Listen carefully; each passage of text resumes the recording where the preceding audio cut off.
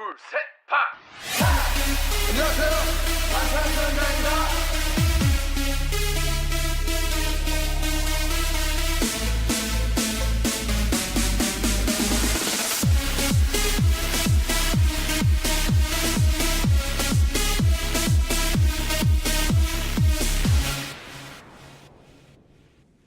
Hey, welcome back. I'm Kayla. And I'm Bethany, and this is Standing BTS. Yes. Yeah, welcome to another wonderful episode where we get to hang out for about an hour and just talk about BTS. What a wonderful hour it is, too. But disclaimer, this is a comedy fangirl podcast. That means that we're going to fangirl, laugh, and learn a little bit along the way. Yep, that's right. This is an explicit podcast, though, so if you aren't cool with that, you can dip out now. We won't blame you. Totally. But if you're down for some, Run-era Jimin might be the best fucking Jimin. Yes, I agree. Or who else misses and loves mint-haired Yoongi? Everyone. Then you're in the right place.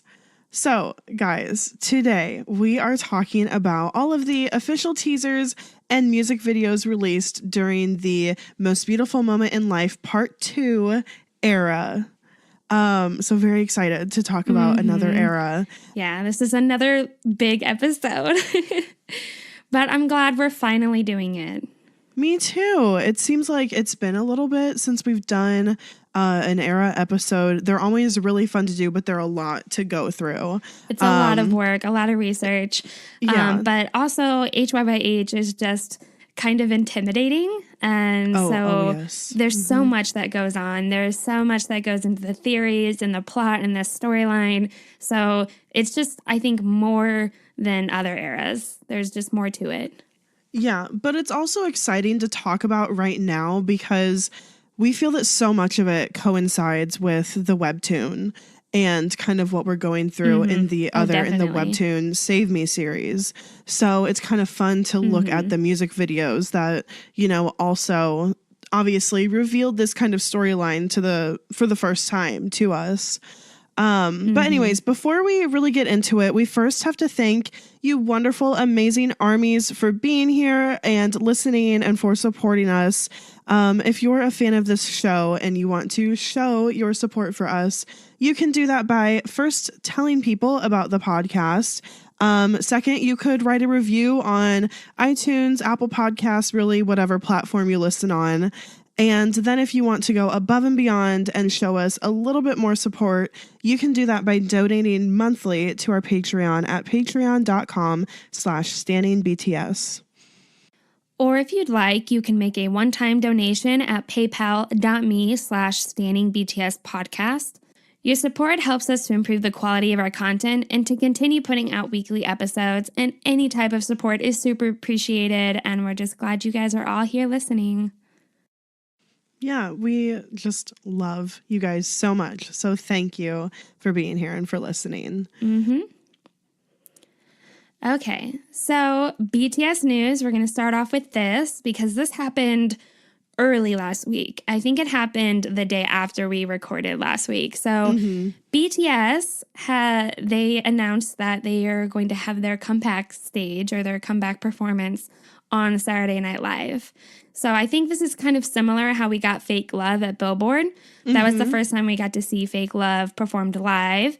So I believe, if I'm not wrong, the first time we'll see their new song or new hit performed live will be on Saturday Night Live, which is this is just such a big deal. This is a TV show that has been going since the 70s here in the States.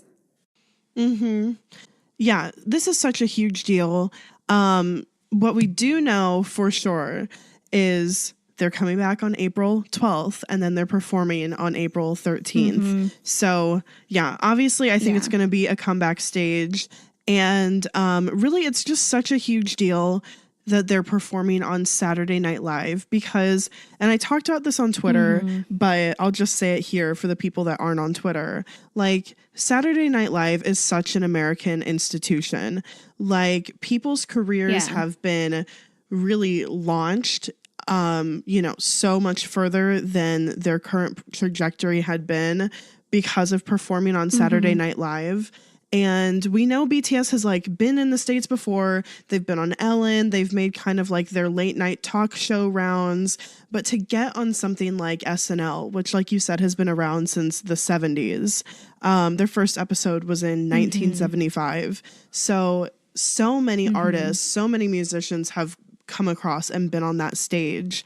And I just think it's really exciting because we talk about, from year to year, how much BTS is going to grow and how much the fan base is going to grow and how much they're, how much they're known is going to grow every year. And like, I think we look forward to this kind of exponential growth that we've been seeing just keep going. And we just keep talking about how they could, explode more in the States. And so I just feel like something like this being on SNL is like really one of those things that can kind of lead to that, like a catalyst towards that. Oh, absolutely. Absolutely. And I love that they're performing on Saturday Night Live. Like SNL, it's not an award show. BTS has performed at a lot of award shows like Billboard and American Music Awards, but this is their first time being on kind of like this late night show, SNL. This is just everyone in the States knows about SNL. Corey watches SNL, like everyone. And that's saying so something. It's really Corey. such an honor. It's such an honor that they get to perform as musicians here in the States and have their comeback stage on SNL. Just incredible news. Very excited for them. And I just am so glad that they're being, they're just really respected. I feel like BTS has become really respected artists here in the States. Yeah, I totally agree. I'm just so excited. So of course, when we see that, we will definitely be talking about it the following week. Goosebumps. Okay. Let's talk about our BTS content of the week, our favorite content of the week. For this week, I chose a tweet again. I didn't watch many BTS things on YouTube, but what I especially loved were Namjoon's nature walk tweets. Because it's been a while since we've had some, and he's like walking down a path that is just lined with these trees. He's sitting on a bike next to a lake. He's stretching his arm high above his head in front of some bamboo, eating cotton candy, just like enjoying his day.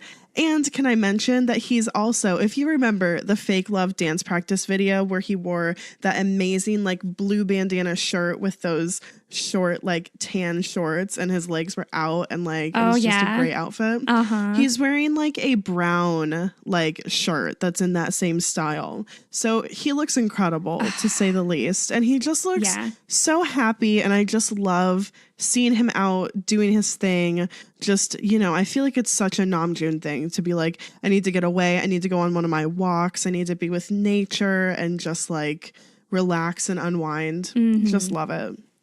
So yeah. Yeah, it's a part of who he is. He does it all the time, and we haven't gotten one for a while. So I'm really happy that you chose that because just love, love, love. Yeah. Mine, my BTS content for the week, I feel is pretty obvious. You guys were like messaging me and, saying, is Bethany okay? So it's Taeyoung's shirtless Selka. Of course. No surprise. Yeah, no surprise. So literally, like, I had to update people on Twitter about your reaction to this picture. Yeah. Like, people were invested. Yeah, that was funny that you did that. Yeah. No, like, they were like, tell me how she's doing. Yeah. So I woke up to this picture. Kayla had sent it to me in our text messages, and I could not believe what I was looking at. It was like 6:30 in the morning. Who's ready to look at a picture like this at 6:30 in the morning? No one. So if you guys haven't seen it already, I'm sure you all have, But Taeyong posted a selfie of himself with really kind of like damp hair that's just tousled. It's real messy. It's hanging over his eyes. He's got his chin up a little bit. He has this silver necklace on. Clearly doesn't have a shirt on. Collarbones exposed. Triceps like bulking out from behind his shoulders. Beautiful pink lips. You see his cute little freckle on his nose. But the like stare he's giving us is like, I'm fucking hot. Like, we know. It's a lot to take in. It's a lot to take in.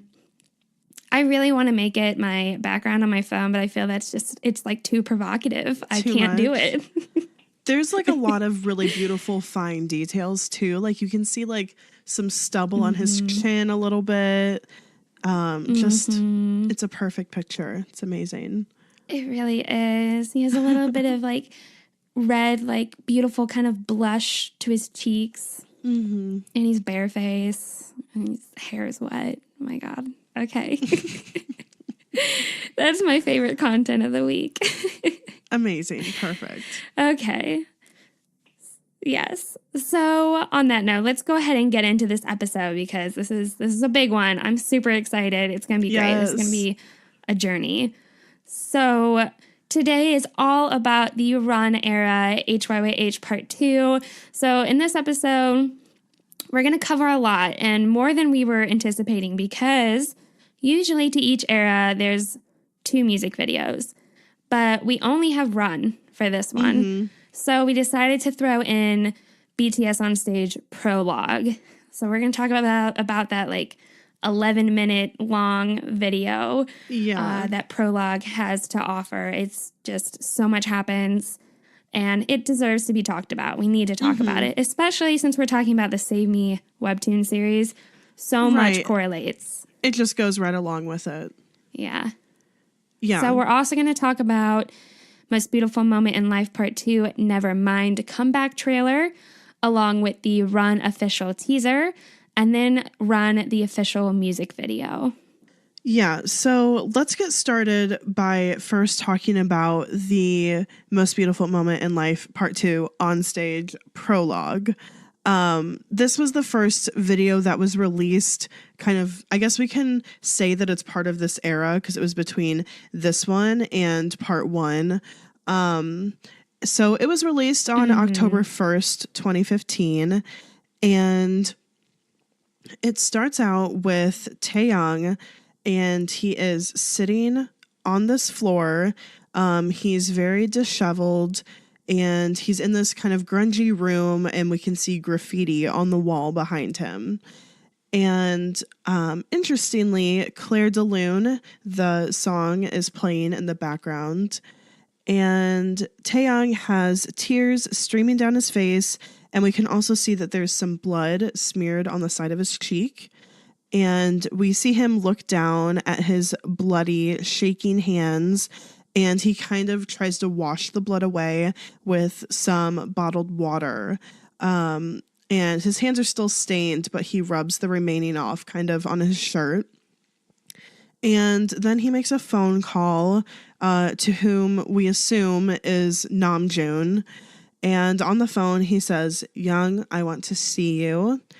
And his voice is barely a whisper when he says this. Like, he is really shaken up and just like distraught and just, you know, he just looks absolutely tormented and torn apart.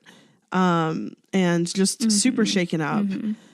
So right after this little clip, then we see the HYYH Part 2 album art in like white characters and black screen. So then from here, we transition into a sunny day in the woods, and it's at this abandoned community pool. We again see Taeyong, but in a different light. This is like a different time period. He's no longer covered in blood. He's just like normal by himself, and he is in this community pool where there's this old mattress that is laying in the middle of it.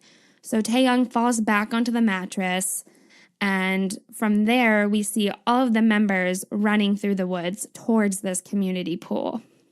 And so we see a brief shot of Taeyang rolling onto his side to look at this Polaroid picture that he has in his hands. And in his hand is,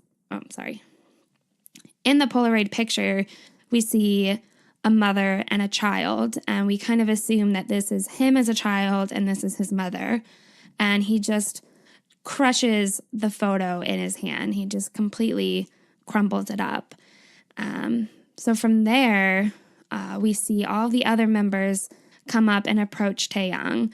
But Namjoon is the one who comes up to Taeyang, and he reaches out a helping hand. He kind of hits him on the side, like, hey, not hit him, but like he pats him, like, hey, get up, come on. And so he helps him get up.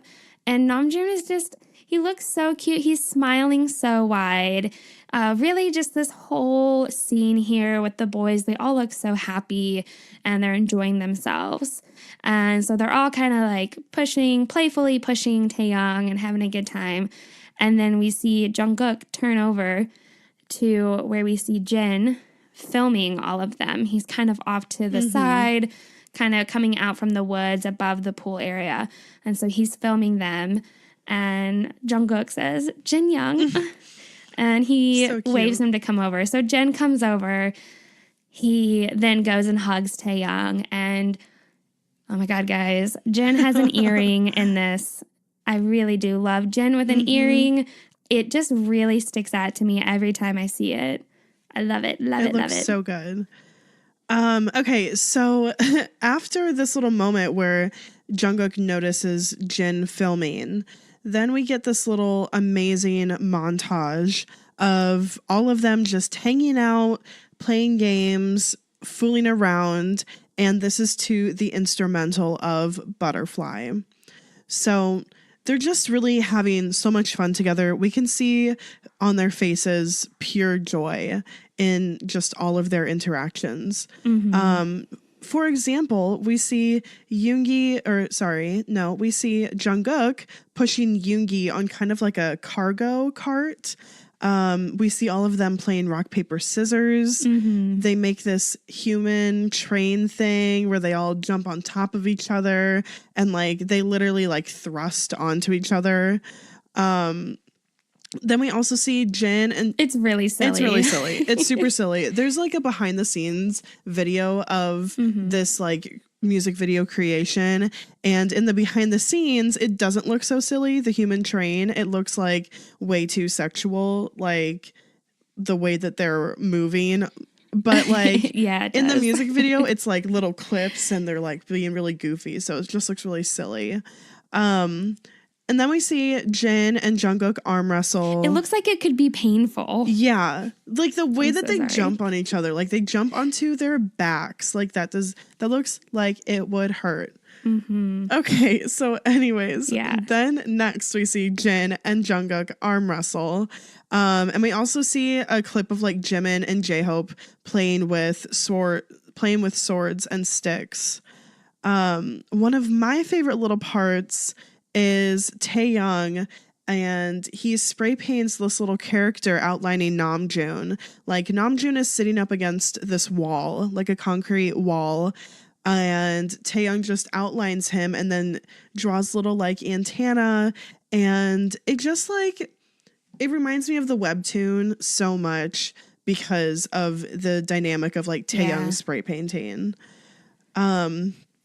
Anyways, through all of this, through this montage, we constantly see Jin filming everything. He films this butterfly that flutters across the screen and gives it that classic Jin stare as if he knows something that we don't. And here I want to talk about the butterfly effect.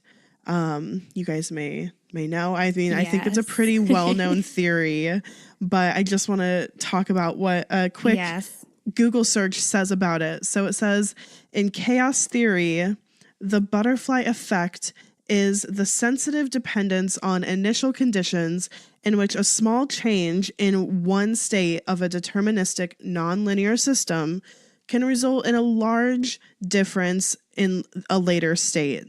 A very small change in initial conditions had created a significantly different outcome.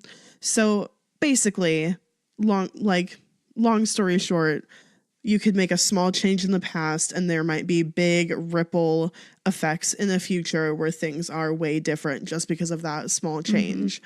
So we kind of see this butterfly thing, and as we know through all of the theory shit, like time traveling is a big thing. So butterfly effect.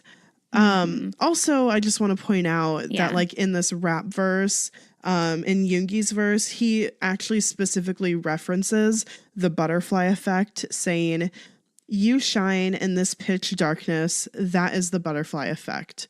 So literally they put it in the song. So obviously they want us to talk about it. Yeah, they do. And Butterfly, I don't know if we mentioned this already, but Butterfly is playing in the background of this montage. Like, butterfly. Anyways, so we're just going to touch on the Butterfly lyrics a little bit since you kind of mentioned that. There's a lot that corresponds to the BTS universe storyline and the webtoon. And so Taeyoung, he, in the lyrics, he says, "I still can't believe it. All of this seems like a dream. Don't try to disappear." The whole dream thing really has blown our mind. Yes, because in the webtoon, we've really gotten to see how Taeyoung, he's seeing his friends in his dreams and bad things happening to them. And he kind of knows where they are. He kind of knows that they're in trouble. But it's not like in the way that Jin knows, because Jin has this ability to time travel. Right. Very incredible, because it makes me mad. Who is in charge of this storyline? Who came up with it? I want to know. Big Hit, tell me, because whoever did this is a genius. I don't know if it was the BTS members, if they had a say in it, or Bang PD, or who, what, I don't know. But they deserve a round of applause, whoever that is, because this is way back in time. Here we are in 2019. This is back in 2015, and they're just now releasing this. They had this shit planned out for this whole time. How did they have it planned this far in advance? I know. Like, they're just now releasing this webtoon. It makes me mad. I know. I'm mad too. I'm pissed. When you go back and watch Prologue, you just want to throw your hands in the air because you're so angry. Literally. How have they built off this story and have known all along this big storyline, and it just repeatedly shows up throughout eras? Incredible. Okay. So Jungkook has a line where he says, "Will you stay by my side? Will you promise me? If I let go of your hand, you'll fly away and break. I'm scared of that." Break. And then Jimin says, "I know, break, the word break, this reality cracking away. I'm afraid that you're going to disappear. I'm scared, stay by my side." Anyways. And then Jimin, he comes in with, "Will you stop time? If this moment passes as though it hadn't happened, I'm scared, I'll lose you." So, will you stop time? I'm so mad. Like, in the fucking lyrics of the song. Wow, incredible. Go listen to Butterfly. Yeah. So this is like what is being said, and you know, the lyrics and the song that's going on in the background during this whole thing, like during this whole montage, and you know, during this whole little section. So it's just kind of like interesting to think about like how those parts are paired up with this video that we see. Yeah. I think it's important to know what's being sung while all of this is going on, while this montage is happening. Of course, because we know, like, this art form is very much visual and lyrical. Like, you cannot separate one from the other. You have to see it paired together. So next, this part fucks me up, like, every time. And I'm so upset that we didn't realize what was going on prior to reading the webtoon. But in this video, we get this shot of Hoseok, and he's asleep, like leaning against something asleep. And Yoongi comes into the frame as if to take a picture with him, and he throws up a peace sign, and then Jin snaps a shot of them as Hobie is still asleep. Like, just asleep. Okay, narcolepsy. Okay, webtoon. Like, did other people know this before? Like, I know we did a long time ago that theory episode. We kind of thought that, yeah. But we really thought that his diagnosis was Munchausen's. Yeah, because it was like in some like still of some music video, like medical documents of his that said Munchausen's. And maybe that's like coupled with this, but like he's literally asleep. And like it literally spells it out for us in the webtoon that he has narcolepsy. And I'm just like so mad again that they had the wherewithal to put it in this music video. Like, and how did we not, like, I never noticed that before. But as if that doesn't make you mad enough, then we see a shot of Jungkook walking along the edge of the pool with his arms out to the side. Again, Euphoria style, samey webtoon, walking along the building before he falls. It's just like, guys, this is 2015. 2015 when this came out, right? Yeah. Or is it 20? Yeah. No, 2015. It's like a mirror image of the webtoon, of Euphoria, like, but just, you know, it's like extreme foreshadowing, years in advance of foreshadowing. Yeah. Yeah. So Jungkook then, after that part, he runs up to be a part of the picture. And so he sits down next to Yoongi and Hoseok, and that kind of just jostles Hoseok awake from him coming in. He kind of pushes at them. He forcefully sits down. Yeah. So then, as if we're not already so angry at all of this foreshadowing, Taeyang, he walks to the top of this building. It's kind of a small building. It looks like where there would maybe be a concession stand or something at that community pool. But he walks to the top of this building, and he stands there looking down inside this empty pool, just like we see at the pier. And he's on those staffels, and he's looking out into the ocean, ready to jump. And here he is. It's just, it parallels completely. So then we transition to Namjoon in this trailer, and Namjoon and his trailer, which we decided is not really a trailer. It's like a shipping container. So that's what he lives in. And he's writing on the mirror, which we've seen before. Reflection, everything, fake love. So I actually just looked up what he wrote on the mirror. And you could interpret it two different ways. You could either interpret it as he wrote, "I must survive," or he also could have written, "You must survive."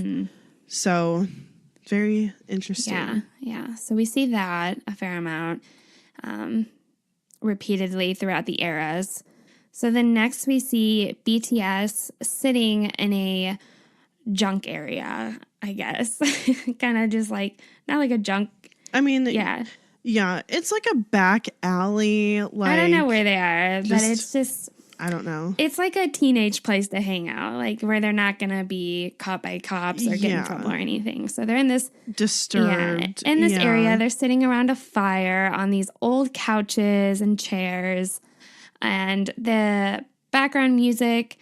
And so the background music, they're playing "Love Is Not Over," and projecting behind them, behind these couches that they're sitting on, is the videos of that day that Jin had recorded, which is just such a cool little touch. I never really paid attention to it prior to this. So this just seems to be the process, or in the process of when Jin is saving them. They're all together. We think that maybe at this point they are saved from their initial April 11th experiences, But even though they're saved or they're brought back together, they all don't seem truly happy. Not fully happy like they had been prior to all of this, to all of their experiences and hardships. But so we think that this is maybe after April 11th, after Jin has brought them all back together, but we don't know. Not entirely sure of that.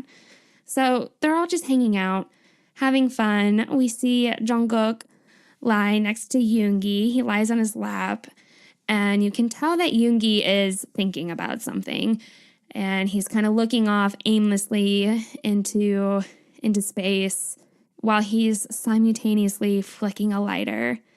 And this part is what kills me. I actually teared up when I saw this. I've seen it so many times before, but just being so deep into this research, we see Jungkook lean over to Yoongi, to his lighter, and he blows out the flame of the lighter. Yeah. And their storyline just kills me.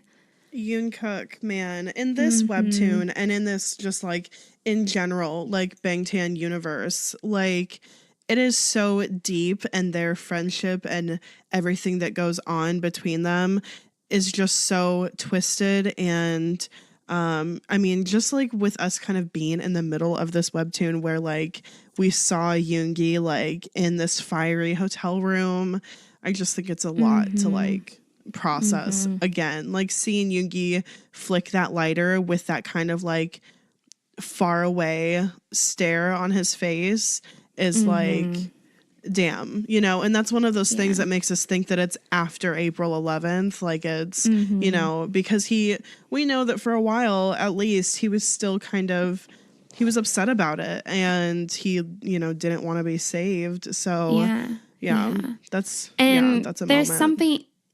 There's something knowing about Jungkook here too, where he leans over and blows out the flame. He's just cuddled up to Yoongi. You can tell he's seeking some sort of comfort or affection in Yoongi, and he just loves him so much. You can tell how much he loves him, and for him to blow out the flame of this lighter, really, how can you not tear up when you see it? Totally. So Jin, while they're all around this fire, we see him. He has old pictures of them out, and he turns to Hobie and he shows him the pictures, and we hear him ask if they can do this again, or if they can go back to this good day that they had where they're on the beach or by this pier, whatever it may be. But we've seen it over and over and over again. And so this also kind of makes us think that this is why maybe this is after April 11th, after they all have been saved, because he's saying it in a way that he's brought it up before. Like, are you sure you want to do this? Like, you okay with doing this again? So that's kind of how we've interpreted it. I think it's also like, it seems like they're back together. So they're looking back on this, you know, last good day that they had however long ago. So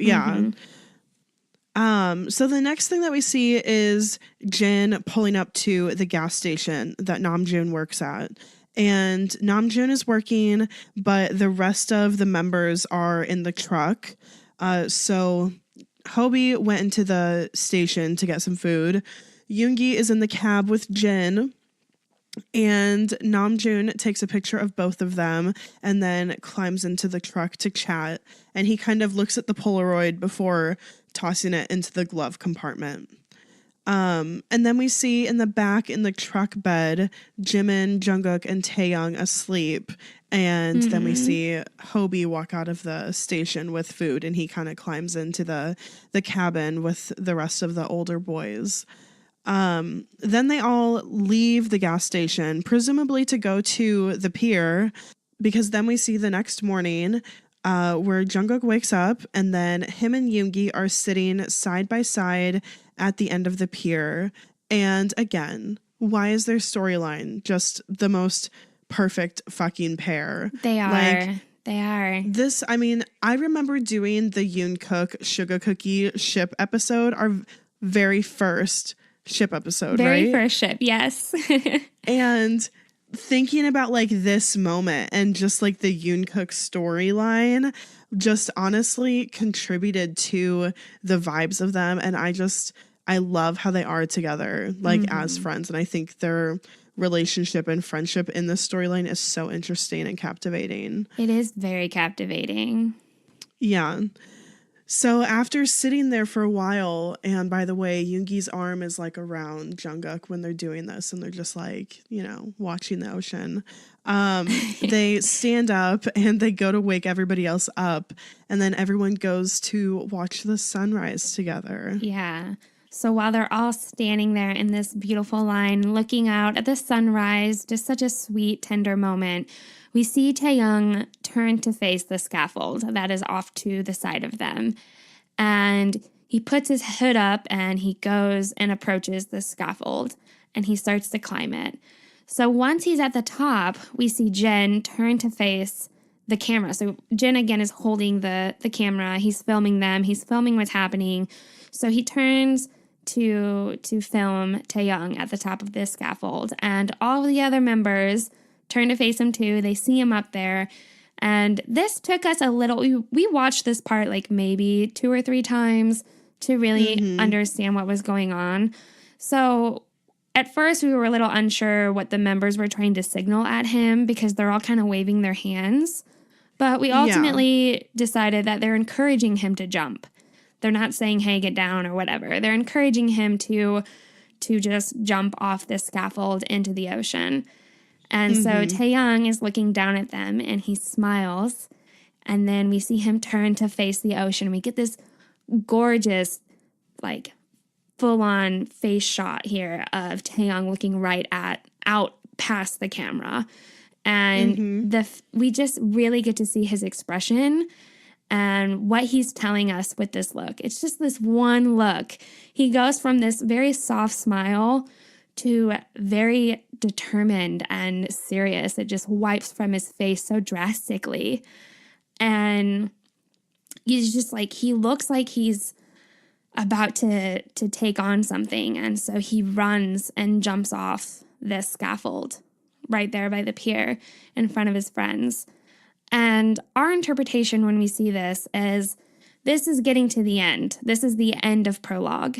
And in contrast to what we saw at the beginning of Prologue, it started with Taehyung with blood on his hands, shaking, just horrified, scared. And then we see this scene of him where he almost looks like determined. And then when he jumps, it's like this freedom, like he's being set free. And this is just our interpretation. It could be taken many ways, but we feel this is Taehyung leaving behind his past with his father or forgiving himself maybe and moving forward and beginning a new start. Oh yeah, for sure. And all of this happens within like a couple seconds and it's so beautifully portrayed. I love it. Yeah, and also just to bring up the lyrics of Butterfly again, because that's what's playing during this whole scene. This song overall is like about freedom and letting go and like, you know, just really trusting. And we don't think that this was like a dangerous jump, right? Like that's why we decided that it wasn't the members telling him to like come down, because it wasn't like that high. Like it wasn't anything that you're going to get hurt from jumping off of it. But it definitely does seem like a sort of resolution and like new beginning into, you know, something better. Yeah. Yeah.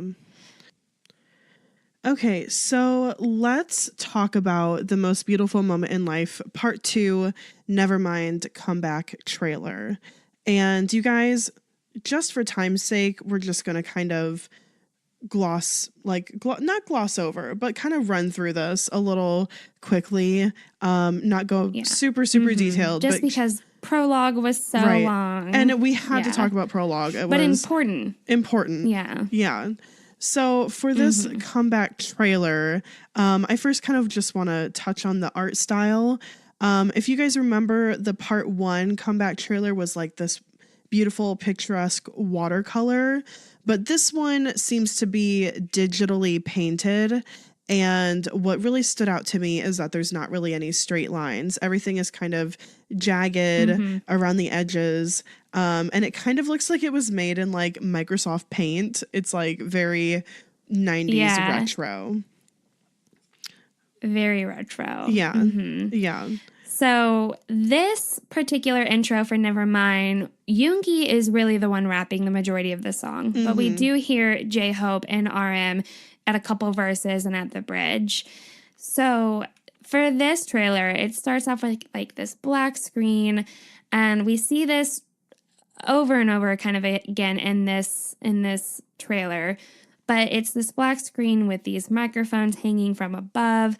There's these glowing specks beneath the microphones, and behind that we see this butterfly being drawn. And it's with that same kind of glow from these specks that we see. Yeah. Can be interpreted many ways. We hear ARMY chanting the members' names. There's some yelling and screaming from fans.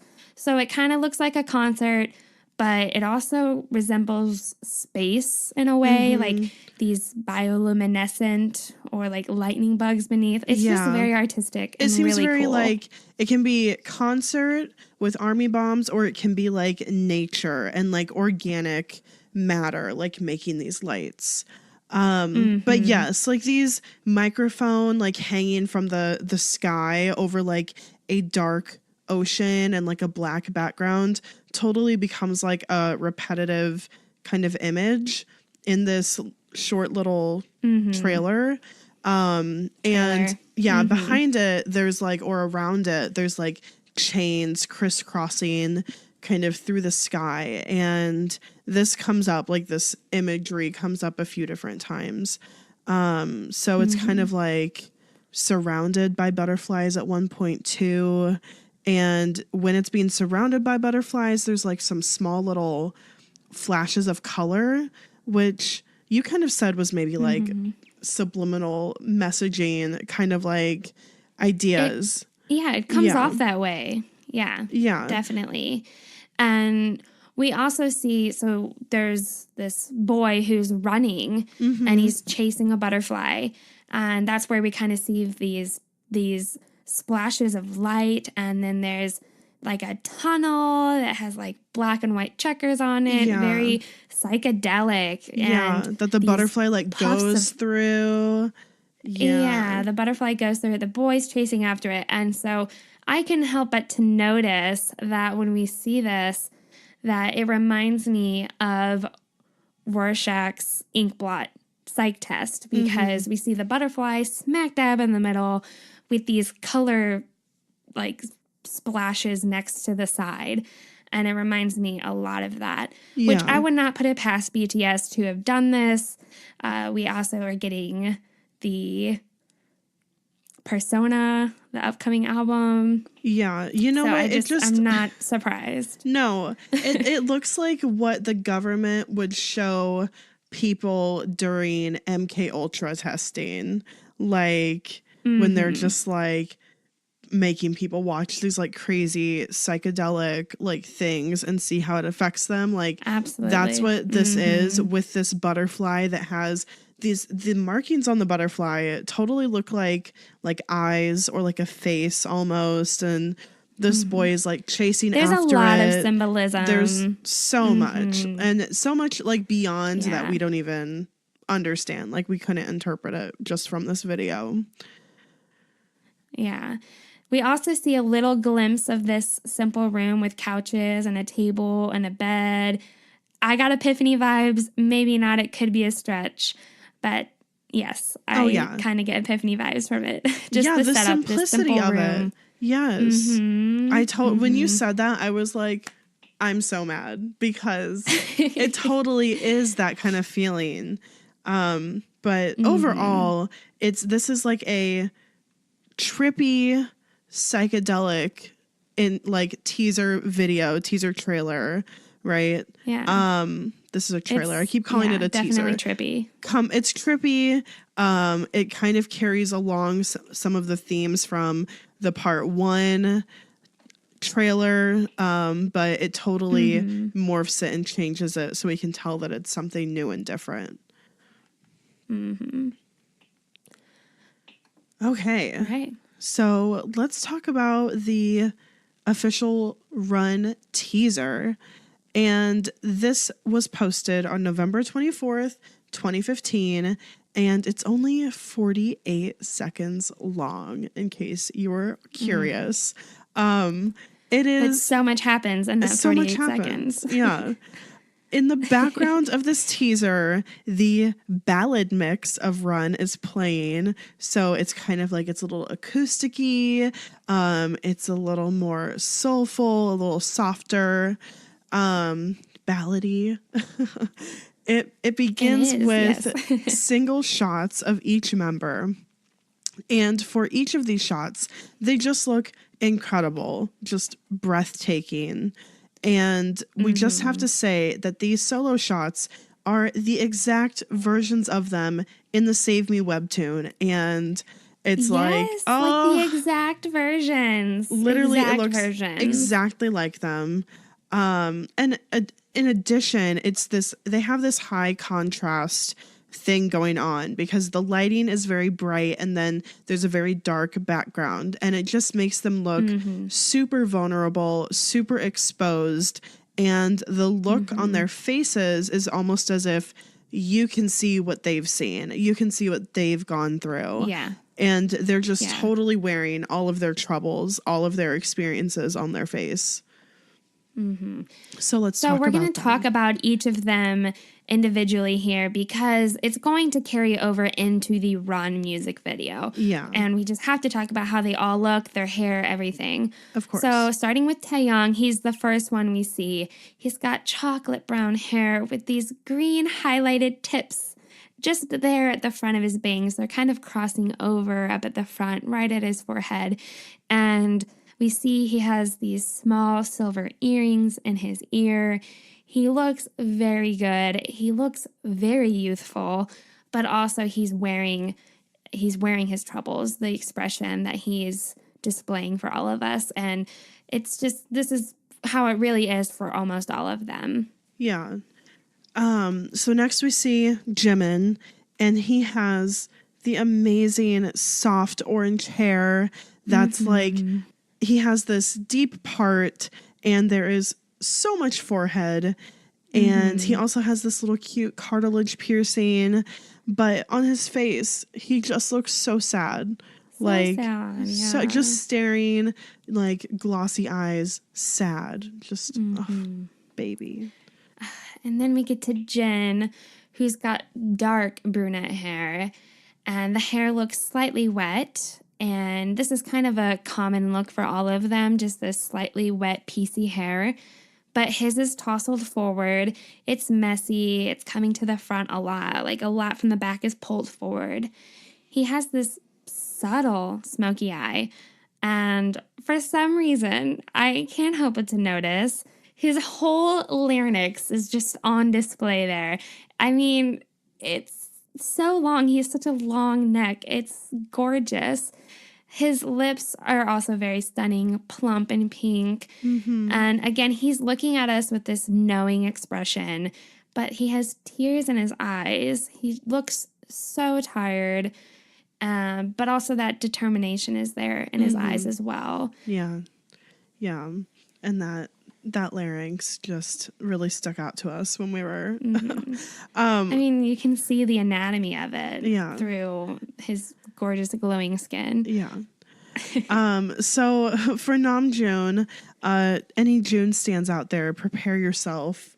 Because his hair also looks piecey, and he has a pretty deep undercut, which we're always there for. He has super light pink hair. You can see that it's like bleached underneath the light pink, and his facial expression looks like he's just beaten down, and you can really tell that he's been through a lot. So as he kind of looks up at the camera, he doesn't move his head at all, but I feel like he goes from looking down to looking up with his eyes. Oh yeah, he does. And he's biting on his lip, and it's not in like a sexual way in any by any means. But like it's just kind of this like in pain kind of way, like as if he's trying to stifle a reaction or hold something back. And his eyes are very serious and stern, but he also manages to look like, you know, cute and damaged because it's Namjoon. Then we get a shot of Hobie after that, and his shot is so quick. It makes me mad. You just see just a very quick glimpse of him. He's got jet black hair, which I do have to add that in the webtoon series, I think he's got that orangish kind of hair that he has in Boy Meets Evil. So he might be the only one who's maybe a little different. And also Yoongi, I think Yoongi has orange hair in the webtoon. He's got, yeah. But still, they look very much like the webtoon. Facially, exactly the same. yeah. So Hobie's hair, it's parted in the middle, but his bangs hang down and curl across his forehead on one side. It reminds me a little bit of, not as cute and tight of a curl that he has in Idol, but kind of similar to that. So he stares ahead towards the camera, but it's not directly into or at the camera. It's this very empty gaze forward. His eyes, they kind of move a little bit. He looks up and to the side just so softly. It's really, you can't notice it unless you're really looking for it. But just so much emptiness in it. Yeah. He looks exhausted. Yeah, he just looks like a shell, you know, just nothing behind it. The last, well, not the last person, because we still see Jungkook, but next we see Yoongi, and his is interesting because he's the only one who like does a fully like noticeable movement during his shot. So he starts by looking down, like his whole head is pointed downwards, and he raises his head up to look at the camera, and his lips are slightly parted. And this is in contrast to all of the other members who were still, besides maybe their eyes moving, and the other members all looked more sad and their mouths were closed or, you know, lip biting. And Yoongi just, his body language just kind of conveys some like more openness almost, like with his lips being parted and the way that it's like he's coming to face us, to look at us.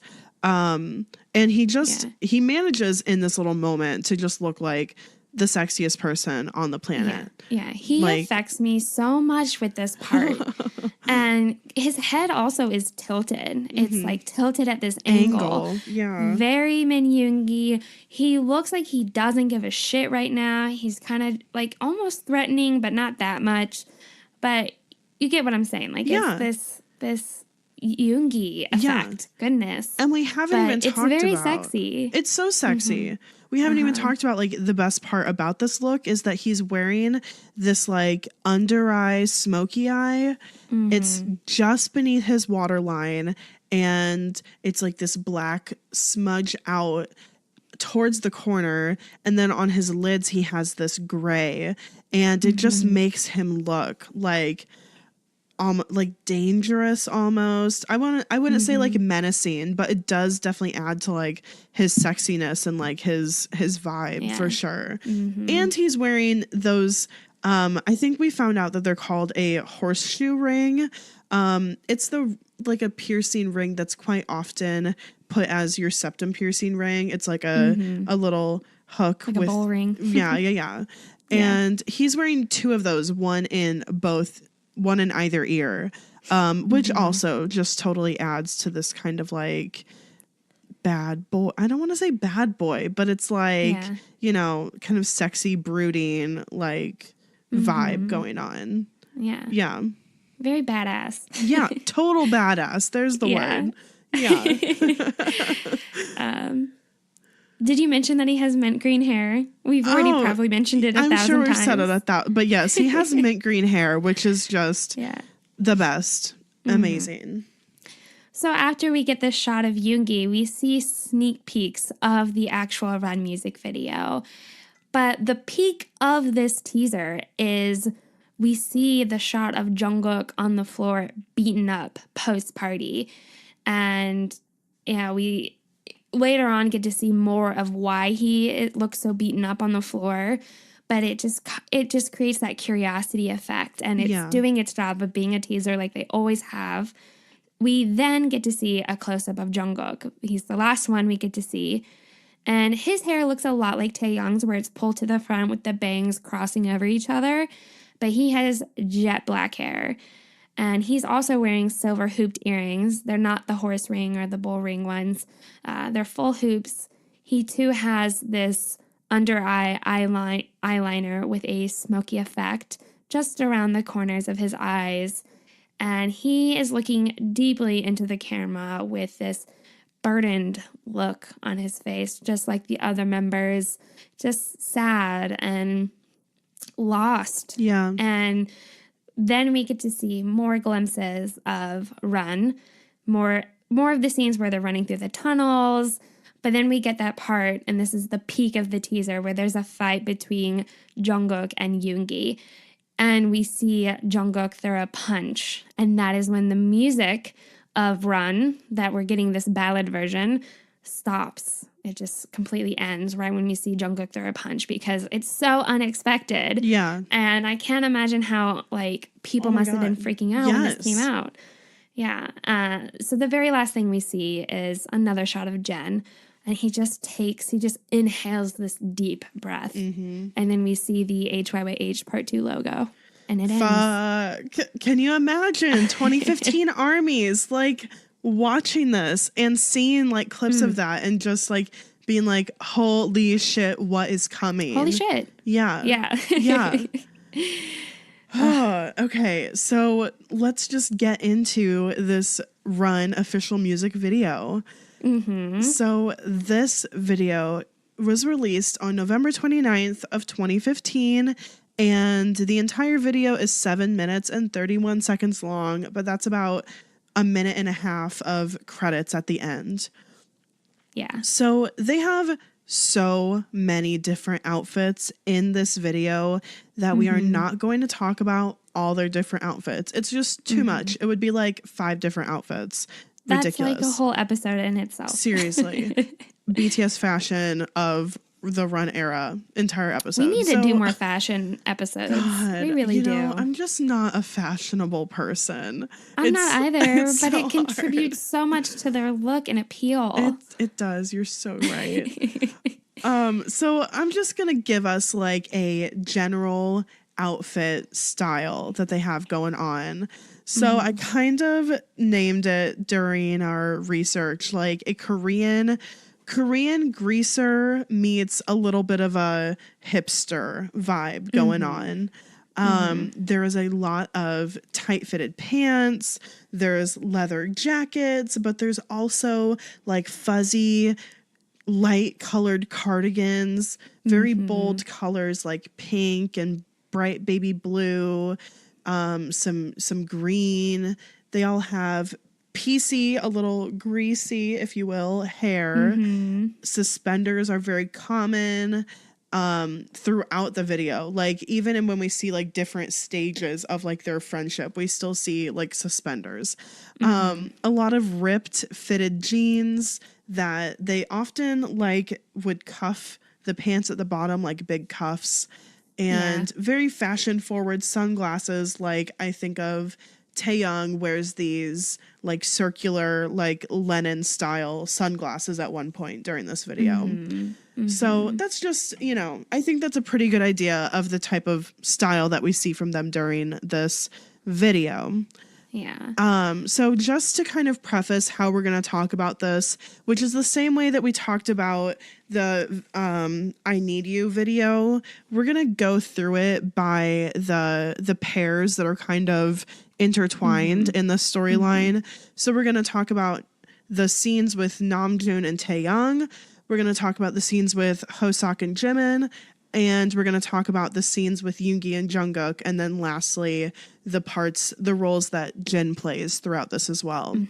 And also any moments with all 7 of them. Yeah. So we talk in the order in which they appear. So we first see Taeyoung and Namjoon. So we see Taeyoung falling backwards right at the beginning. It's such a gorgeous shot. It's pure black. He's falling backwards into this reflection pool, and it's to the song Butterfly. So we get this just really neat transition where Taeyoung, when he falls back, the splashing of the water that comes up from this reflection pool transitions into the splashing of coffee that comes from this ice cube that Namjoon drops into his coffee cup. And so we transition from that scene into what we really see throughout the Run music video, this setting that they're in. So Namjoon, he steps out of his home, which is this shipping container. I'm so happy we figured out what he lives in after all this time. But it's not an ice cube that he drops. Is it the lollipop? No. Drops? He definitely drops ice into his coffee, but he's sucking on a lollipop, and he ends up. He also puts that in his drink. Yeah, which is like, okay. That's right. Yeah. Yeah. But the lollipop, that's another thing. That's another reoccurring symbol throughout these series. So Namjoon, he's walking in a rail yard. He knocks on the door of a train car, and we see a glimpse of Taeyoung falling. Oh my God, I forgot that this is not sequential. Oh yeah. Here's the problem, guys, is that none of this is like, this is maybe sequential for like them in the storyline, but we get little cuts of Taeyoung and little cuts of Namjoon. Yeah, so we're just kind of going back and forth in which we see them. Yeah. But it's not fluid. Right. So, yeah, Namjoon, he knocks on the door of the train car. But before we see a reaction from that, we get a glimpse of Taeyoung falling beneath the water of the ocean, what we can gather from the pier scene. And he's in this black Nirvana crew neck, and I love that look on him. We get tons of glimpses of him with this, where his eyes are open underneath the water, and he's looking at the camera. Here's just like a, don't let me disrail you, but kind of a thought, because in the pier scene when he does jump, which we will talk about that later, he's not wearing a Nirvana t-shirt. He is not, you're right. And so I'm wondering if like this little glimpse of him is like one of his dreams. I was just thinking that too. I do think it is. Like, I mean, in his webtoon dreams, like his nightmares that he has, like the one that he has in Namjoon's shipping container home is him like underwater and he sees Jimin. Like, and he's not really in any like distinguishable clothing, just normal clothes. Like, I think that could definitely be like a dream, Definitely. Yeah. And the way that he knowingly kind of looks at the camera too. Fuck. Yes. Yeah. Yes. Yeah. We see a lot of him and Jin looking at the camera one right after another. They're always both kind of doing it at the same time within the Run music video. Yes, I love that you brought that up. Thank you. You're welcome. Totally. So then we see Namjoon and Taeyoung in an alley, the place where Taeyoung spray paints, where he goes to do his graffiti. And we just love this scene. This really displays them in their friendship. So June, he sees the lights of police approaching them. He tasks Taeyoung to alert him, like, hey, there's cops here. We need to get out of here. They quickly gather up their paint cans and their backpacks and bags, and they start running away. And the look on Taeyoung's face, he is having so much fun. This is such a thrill. And rush to him. He loves it. He loves that they're getting caught. And he loves even more that they get away. He loves that he's doing this with Namjoon too. Like, he just loves it. Yeah. But we see in the webtoon that he does get away fairly often. Yeah. But in this particular music video and Run, we see them actually get caught by the police. And Namjoon and Taeyoung get pressed up against the police car and get handcuffed, which is kind of sexy in a weird way, but the way they look at each other. Yeah, the way they're looking at each other. This is the just silent conversation that they're having between each other. It's totally there. I don't maybe fully understand it, but Namjoon grins at Taeyoung. they're getting in trouble, they're getting arrested, but even Namjoon, being this older young, he loves it. Responsible. Yeah. Yeah. He loves he's responsible. It's like he's his older brother. But he loves that they're getting in trouble because they're getting in trouble together, and this is something that they're experiencing. And he looks at Taeyong so fondly. He just loves and cares about him, even though that they're getting arrested. My goodness. Like, you know what else? This is how we also know that whatever is happening in this is after like April 11th and all of the stuff going on in the webtoon. Because in the webtoon, Taeyong is out spray painting alone, and he's like telling Namjoon about what he does for the first time. And now in this video, we see them out together, and Namjoon isn't spray painting. He's leaning up against it. He's being the lookout for cops, which is like he sees the lights and they start to run away. Like, so I love that they're like, Namjoon is basically like, okay, you're going to do this? Okay, I'm going out with you. Like, you're not going to get caught alone. You're not, I'm going to be out there, like, protecting you or whatever. Yeah. So cute. And it's a bit of a thrill for Namjoon, too. Oh, Yeah. So, on top of all of this, so the way that Namjoon looks at Taeyong so fondly and he smiles like, okay, we're getting in trouble, we're getting arrested. But Taeyong's reaction to this look, Taeyong looks up at Namjoon with these big doe eyes. He goes total baby boy cutie on us. I don't know what this look means, but it's just so sweet and innocent looking.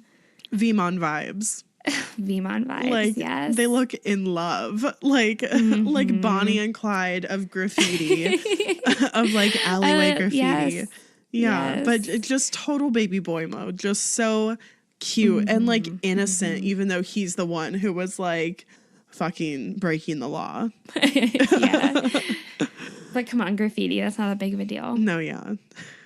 So then we see a shot of Namjoon later on. He's kind of in that rail yard area again, and he leans down to pick up this playing card on the ground. And when he turns it over, we see a ink printed butterfly on this card, and it's like kind of messily, almost like it's splotched on there. Again, just gives me that Rorschach ink blot stuff. Yeah. I had to bring it up. It's just, I think, kind of what they're trying to portray here.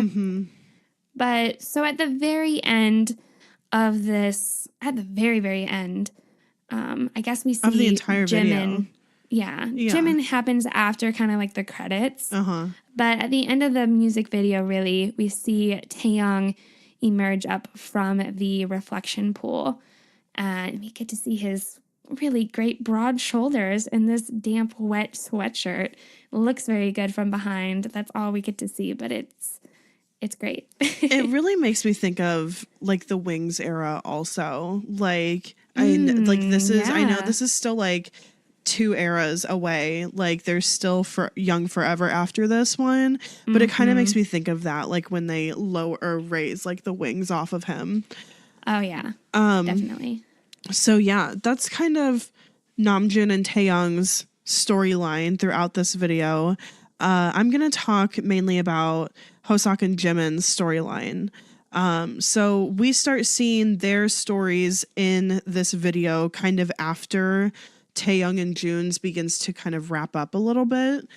And so we first see them in a hospital setting. They are both dressed in entirely white outfits, little white hospital slippers. And Hobie is laying in this hospital bed and he wakes up. And when he wakes up, he looks up to see that Jimin is standing there and he just looks so perfect. He's holding this pillow like in his right hand, but back over his shoulder. So his elbow is kind of like pointed upwards as if he's like just relaxing standing there. But at any moment he could whip this pillow around and hit him with it. But he just looks so good. Like he smirks and it's so cute. He's totally smirking. And that's what contributes to him because he looks kind of innocent, but the way he's smirking is like it's like he's challenging Hobie or he's ready to have fun and to play. Yeah. It's just like with the orange hair, he looks so fucking good. And it's this like, it's this combination. This is why Run era Jimin might be the best Jimin, because it's right in between this like manly, boyish look that we know he started out with into this like more beautiful, ethereal look that he has going on now. It's just somewhere perfectly in the middle. It's like in the works of him kind of moving towards more of that aesthetic. And, you know, he just looks so fucking good because he can look. It's the perfect combination. It's the of perfect the two combination. Jimins. It's the sexy mochi. It's, you know. It's the sexy mochi. Yeah. So Hobie sees Jimin standing here ready to go. And before Jimin can say or do anything, Hobie immediately grabs the pillow from behind his neck and takes a swing at Jimin. Like he's all ready. He's set to go and engage in a pillow fight with him. So what I want to point out about this is like before he grabs the pillow, when he looks up to see that it's Jimin, like the person that he wakes up to, he just smiles so widely. And again, it's like that massive Hobie sunshine smile that, you know, like the best look where, you know, his eye smile is so big and his heart mouth. And just like, again, the same like big smile that we see mirrored in the webtoon. It's so infectious. It's so infectious. And it's just amazing. And so they break out into this pillow fight. And we even see like clips of them together at the party that all 7 of them have together that we'll talk about a little bit later on. And at the party later on, they're like in a pillow fight as well. So at the end of the party pillow fight, we just see this shot of Jimin and Hobie falling back on this massive bed of pillows, or on this massive bed of feathers. And they just look so blissful and calm and happy and, you know, just like really centered in the moment. Yeah, at peace. Yeah. So the last kind of bit that we see from them in this video individually is we see Hoseok fall back onto his bed asleep. And then at the very, very end, like after the credits have rolled, we see Jimin. And if I remember correctly, it's Jimin in the bathtub, right? He is in the bathtub, yes. And so we talked about Jimin in the bathtub during the last era, during the I Need You. And we saw him like burn like a letter, I think. Yeah, it's a note. Yeah. So in this one, we see Jimin lighting a Polaroid picture on fire. And so that's like literally the last imagery that we get from this video. Yeah. It's just too much to handle. It's heavy. Wow. Yeah. It is heavy. So then we get to Yoongi and Jungkook's story. And this is very interesting, very diverse from the other two. So the other two storylines with the other two pairs. So we see Yoongi start off with him throwing his drink. And then after he throws it, so this is at the party scene, almost as after the party. Everyone's left, and now it's just Yoongi and Jungkook. Yep. Yoongi, after he throws his drink, he goes as far to just slash at the table that has other drinks on it, other kind of like knick-knack things, knocking everything over. I mean, he's making a mess. He's just so angry. Yeah. He's very drunk. And I use the term belligerent. Like, that's when, to me, there's no sense, like, nobody can calm you down or talk to you. And he's just so angry. And we're speculating that maybe he's upset about the passing of his mom, or upset about his dad and the way his dad treats him and the way his dad talks about music and his music, or really, honestly, just a combination of all of it. And he's just, I mean, he's screaming. He's pissed. He's throwing shit. Yeah, he's definitely pissed. He's upset about something. He even just completely leans over and screams and yells. And we see Jungkook come up behind him. He comes up and he grabs him around his waist. And he just full on embraces him. And he looks desperate. Jungkook looks so desperate that he will do anything in this moment to try to calm or ease Yoongi. Yeah. And when Jungkook does this with this desperation, Yoongi, like, it's like really kind of an asshole move, but he leans back, like he just kind of caves into it a little bit, but he tilts back his head and snickers or laughs at the way that Jungkook does this. Yeah. Like, and then as he if, reacts. I was just going to say, like, as if, like, it's just ridiculous that he's even trying to stop him, you know, or to calm him. Yeah. Yeah. And Yoongi, after he does this, he reacts adversely to what Jungkook is doing. He pushes him, he shoves him, he basically tosses him up against this wall, and very much projecting his anger out on Jungkook. It's hard to watch. It's so sad because you can tell that Jungkook is just wanting to help him, and Yoongi is so closed off, doesn't want to be helped, doesn't want to be comforted, just almost like he doesn't give a shit about Jungkook right now in this moment, like, get away. And when he does this, when he pushes Jungkook up against the wall, Jungkook, the way he looks at Yoongi, he looks so betrayed. And you kind of said this, like, he looks like he's saying, all right, is this really how it's going to be? Yeah. Okay, like, fine. I won't try to help you. Yeah. Like, he's really like, yeah, I'm not, or at least not that I'm not going to try to help you, but what I'm doing is obviously not helping.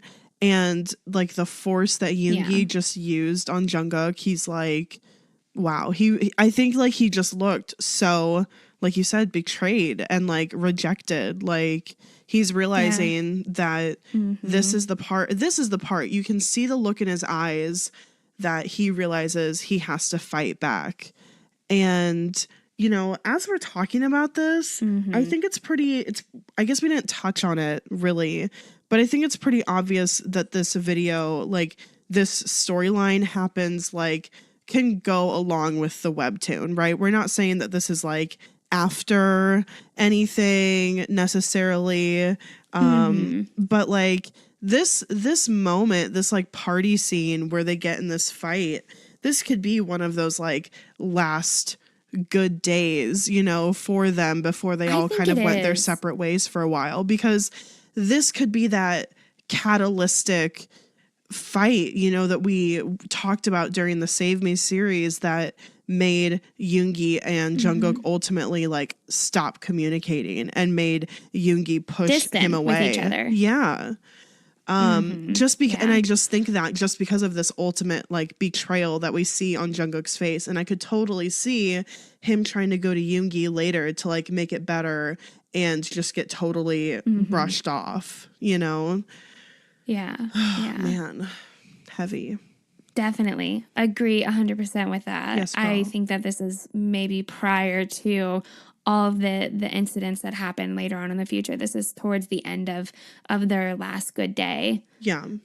So Yoongi, when he looks back at him, Yoongi has this knowing expression that he can almost tell, and he looks like he's anticipating. He's ready for Jungkook to punch him. He's like, he knows, like, all right, I just pushed him up against the wall, and the way that Jungkook is looking at him, like, he knows that Jungkook is going to fight back now. Yeah. So Yoongi he licks his bottom lip. Like, he's ready. Like, he almost wants to be punched. And Jungkook does. Jungkook punches Yoongi right in the face and knocks Yoongi down onto the stairs. And now he's got a bloody lip. It's just like right where he had licked it. So Jungkook, he pulls him up off of the ground after he punches him. He has this intense look of desperation on his face, and they're holding on to each other, and they're just shoving each other kind of back and forth and holding on. And so Yoongi just then shoves Jungkook to the ground. He breaks away from it, pushes him onto the floor, and that's when Jungkook really kind of gives up. He stays there on the ground, and Yoongi, just belligerent, as you had said before, takes a chair and just chucks it at this wall where there's a mirror, and the mirror completely shatters and breaks away. Breaks away. Breaks away. Yeah. And just like it seems like reality cracks away with the shattering of this mirror, because when we break away to them all partying, we see Jungkook on the floor where Yoongi left him, and he's just like staring at the camera, and we see this cut on his cheek, and then he looks into the mirror as the camera like pans away, and then as this like mirror is shattering, we see like this look on Jin's face where he's kind of looking at this whole scene unraveling. And man, now I'm going back on what I'm saying, and maybe this happened after everything, and Yoongi is like still mad about like still being alive or something, and Jungkook is like trying to help him through that, and he's just totally rejecting it or something. Honestly, does the chronological, like, does the order even matter at this point, as long as we just know what happened? I don't think so. No. Yeah. But we'll probably get more clarity with the Save Me webtoon, but yes, I don't think it really matters in which the order happens. We're getting a generic, general overall view of what's going on with this friendship. Yeah. So at the very end, we see Jin pull up in his truck with his headlights on, and Jungkook is there, and he turns around to look at him. And here he actually smiles back at Jin. Yeah. And this has a lot of symbolism to it. It can mean a lot of things. We've got this repetitive imagery of Jungkook in front of a car, looking into a car. We know what happens with the webtoon series, like falling from above on the building onto Jin's car windshield, all of that. But we also have like the Love Yourself highlight reels where we know that he gets hit by a car. But at the very end there, he smiles at Jin. Yeah. And he's kind of like looking at Jin in this acknowledgement. Like, I felt like his expression was kind of looking at him like saying, you made all of this happen. Like, before this, none of them were talking or hanging out, and you know, they're back together at the very least. And maybe not everything is fixed, not everything is perfect, but Jungkook is just grateful that they're all together, and that's what makes him happy. Yeah. Yeah. Okay, so I want to talk just briefly about Jin, because we do have a few little individual moments from him that stuck out to us. So there's this scene where Jin is constructing a literal house of cards, and he smiles when he finally gets it all stacked up. And then sitting across the table from him is Taeyong, and he blows on the cards, and that knocks them all over. So just the symbolism of a house of cards falling down. Next we see him, I kind of already pointed this out, but just after Yoongi throws the chair and he smashes that mirror, we definitely see Jin tilt his head as if he's realizing something, or as if reality is kind of cracking away. We obviously see him driving the truck in the tunnel scene that we're going to talk about. And he also, there's this bathroom party scene. And in this bathroom party scene, Jin plays an integral part in pulling Jimin into the bathtub, which obviously is very symbolic of Jimin in the bathtub in I Need You, and, you know, kind of like at the end of this entire video. So, yeah, that's kind of just what we see with Jin solo. So let's talk about the things that we see all of them together, because there's a few, like, I don't know, a few scenes that is just like all of them together.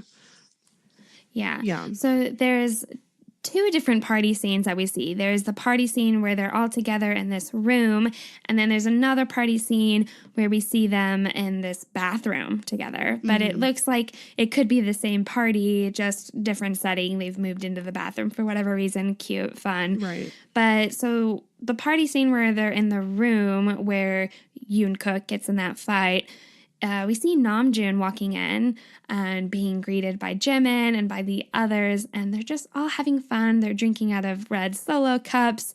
Jin, of course, is filming them. They're goofing around. We see them have a pillow fight together. How fun. Namjoon, Hobi, Taeyang, Jimin, they're all involved in this pillow fight, and there's just feathers everywhere. It's such a fun. They look like they're having a total blast. Yeah. And I just quickly want to touch on, because I don't think that we've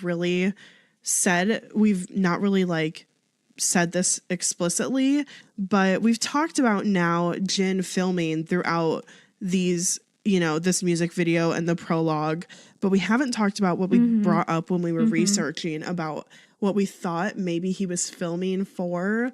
Like, it kind of makes sense that he could be filming because he can go back and look at those, or like we wonder if these kind of like little videos and pictures that he took are going to become a bigger part of like his puzzle of like solving, the problems in all of their lives, because he can look back on these moments with like all of the footage that he filmed.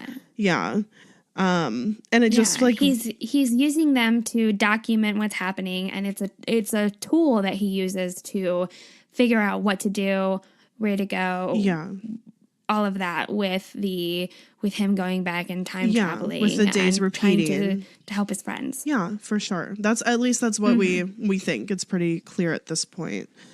We speculate, right? So. The other party scene, of course, is the bathroom party scene. So, like you said, all of the members are partying in the bathroom for some reason, and Jimin walks in last. And when he walks in, he just kind of like looks like kind of cute and like puts his hand on his head like, oh, okay, we're in here. Jin walks up and he kind of grabs Jimin by the hand and pulls him into the tub. So Jimin falls into the tub, he's in there by himself, and they splash at him, and he splashes back. And somebody also, we can't tell who it is, but somebody dunks his head under the water, like pushes his head down. And so we kind of talked about that this is like foreshadowing in the most fucked up way. Or, kind of like... Yeah. When I watched this for research, I thought, wow, this is really so messed up. Yeah. So messed up, because we know what happens with Jimin and his storyline. But here he is having fun with his friends, and his friends are dunking his head underwater and holding him under there. In which the is bathtub. This playful act. It's totally playful. And then we just, it's this foreshadowing that is so fucked up. It's really... when I watched it, was shocked. Yeah. But this is like a really fun, upbeat scene, even though we kind of know like what else it kind of contrasts with later on. But Taeyang also ends up getting into the tub, and they like tickle him when he's in there. And the last little moment that we get of this whole scene is a cute shot of all of the members kind of like around the tub or in the tub, and they're kind of throwing confetti up and throwing their hands up and just looking like they're taking a really excited group photo. We also get to see a lot of like B-roll footage of BTS just generally running around city streets or running into an elevator. And one of my favorites is when they cram into like a photo booth and they're taking pictures. So cute. So cute. I love that too. Yeah. Another scene that we see is in this field, and they are all in this field. We see them lying around in like this circle, and we also see them running through the field later on, and it looks like they're all racing each other. They're just doing this race to either the ocean or somewhere, but they're in this field and they're racing each other. So when they're all arranged in this circle in the field, we see Jimin sitting next to Hobie, but Hobie is resting his head into Jimin's lap. We also get a close-up of some of them standing in the field by themselves, and they also look stressed or they look upset or worrisome.